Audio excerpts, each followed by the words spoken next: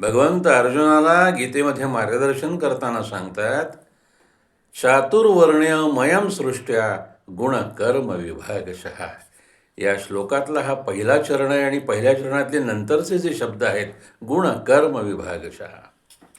भारतीय परंपरा पुनर्जन्माचा सिद्धांत मांडते, तो सिद्ध करते, त्याप्रमाणे आचरण करते.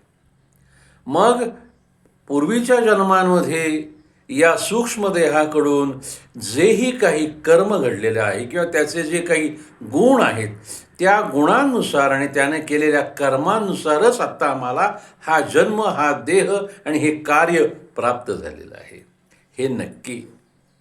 मग आम्हाला काय करायचं आहे?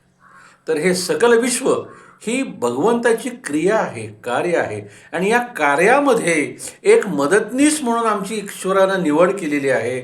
मग आमच्या गुणकर्मानुसार जो आम्हाला जन्म प्राप्त झालेला आहे आणि या जन्मात जेही काही आम्हाला प्राप्त झालेलं आहे ईश्वरी कृपेनं, त्याचा वापर आम्ही ईश्वरी कार्यामध्ये करायचा आहे, समाजासाठी करायचा आहे. हे अध्यावृतच आहे, हे विसरता कामा नये.